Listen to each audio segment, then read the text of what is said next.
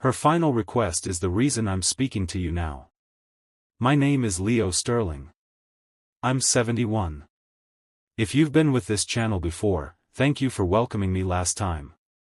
Your kindness meant the world. But what I shared then was only a preface. Today, I need to speak about the true turning point of my life. It's a story about how you can be next to someone for most of your years and still miss the entire melody of their soul. And it hinges on the last thing she ever asked of me. Eleanor and I were partners for 42 years. To many of you, that's a lifetime. And for the majority of it, I would have told anyone who asked that we had a strong, stable union. We were committed. Reliable. The foundation felt solid.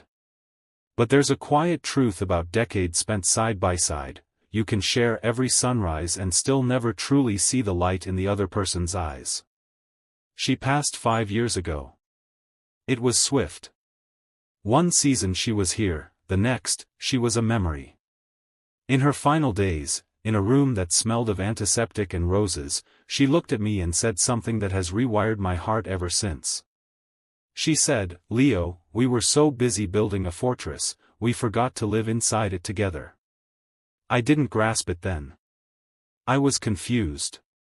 We had a fortress, didn't we? A good home, shared history, mutual respect. But that was the very heart of the failure. We had built walls of routine and called them safety. We had confused coexistence for companionship. Let me explain. Throughout our marriage, Eleanor would extend tiny invitations to a richer life. "Let's learn a language," she'd say. "Remember how we used to get lost driving just to see new streets? Why don't we stargaze like we used to?" And I, with the best of practical intentions, would gently let the air out of every balloon. "Too much work waiting. Not in the budget this year. We're not as young as we used to be." I wasn't cruel. I was just certain there would always be a tomorrow for those things. I believed the grand architecture, loyalty, provision, steadfastness, was the whole of love. It is not. You see, I mistook love for a monument, something you erect once and then admire from a distance. But love is not a monument, it's a garden. It needs daily tending, water in the form of attention, and light in the form of shared joy. I stopped tending the garden. Not with a declaration, but with 1,000 small hesitations. A postponed conversation became a year of silence. A declined invitation to walk became a habit of sitting apart. One "I'm too preoccupied" layered over another until a mountain stood between us. And Eleanor, in her graceful way, adapted. She stopped suggesting trips. Stopped leaving books she thought I'd like on my nightstand. She cultivated her own inner world, a world I was no longer a guest in. We became two parallel lines, running a lifelong course in the same direction but never touching. I told myself this was maturity. That deep passion was for the young, and what we had was the quiet, enduring stuff. But quiet can be the sound of something vital ceasing to beat. Her diagnosis was the earthquake. Suddenly, someday had a date on the calendar. In those last months, we spoke with a rawness we hadn't touched in decades. She shared secret sorrows I never sensed. Moments she felt profoundly alone in a house full of my things. One afternoon, she reminded me of a lighthouse she'd always wanted to visit in Maine. She'd brought it up maybe a dozen times over the years. She had a postcard of it tucked in a book. Every time, I had a sensible reason to wait. The drive was too long. The inns were too costly. Next summer, maybe. We never went. She told me this not with accusation, but with a quiet heartbreak that was far more devastating. She had accepted my no long before I'd even realized I was saying it forever. I asked her, "Why didn't you just insist? Make a plan and tell me we're going?" Her reply is etched in my mind: "I didn't want to drag you there. I wanted you to want to see it with me." That broke me. She didn't want a reluctant tourist on her dream's shoreline. She wanted a fellow explorer, eager for the vista.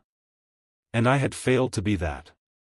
Here is the core of what I learned, and please listen: the slow death of love isn't announced with shouting, it's a silent starvation of small neglects. You assume you know their thoughts, so you stop asking. You trust they'll always be there, so you stop making the effort. You trade curiosity for comfort, and one day you look over and realize you're sharing your life with a kindly familiar stranger. Or you're left with only their ghost and the crushing understanding of all you didn't learn.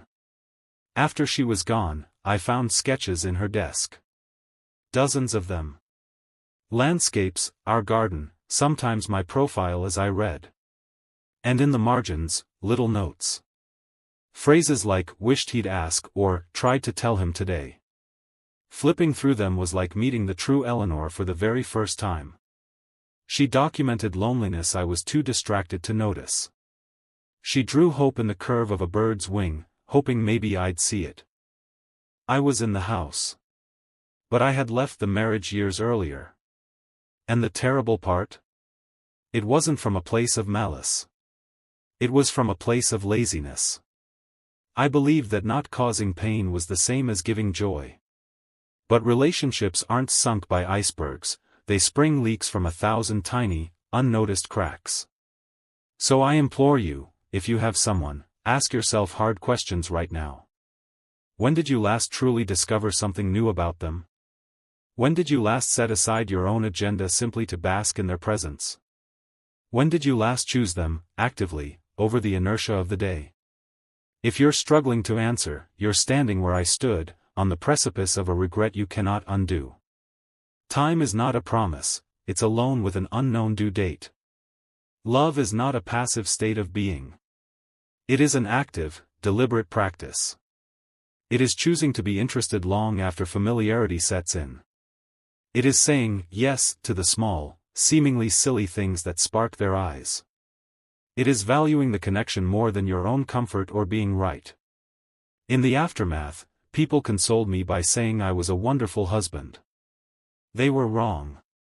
I was a compliant husband. I avoided the major sins. But the true calling of a partner is to actively nurture the space between you, to choose vulnerability over ease, to prioritize the bus even when it's inconvenient. I failed at that. And now I hold the weight of knowing I had a masterpiece in my care and let it fade, not by tearing it, but by never restoring it. 5 years on, I think of that Maine lighthouse. How little it truly would have cost me to say yes. A fraction of my attention, a sliver of my time. It would have been a beacon for her soul. I think of the language we never learned, the stars we never charted, the silent walks we never took. Later is a mirage. It shimmers in the distance but has no substance. If you love someone, don't wait for a grand sign. The time is the fragile, fleeting present. Inquire. Listen. Participate. Choose closeness over being right. Choose shared wonder over solitary comfort. On my wall hangs a sketch she made of us, young, on a park bench. We look like different people, brimming with undiscovered country. And I can see now the subtle shift in her later drawings, a gentle dimming of the light I failed to refuel. Her final request was for me to understand. And in sharing this, I'm honoring it. Don't live my story. Don't waste your days building empty fortresses. Turn to the person beside you, today, and begin the real work of living inside the space you share. If this reflection resonated with you, please show some support. It helps this channel, Winds of Thought, share more voices like mine. Hit the like button, and subscribe if you haven't.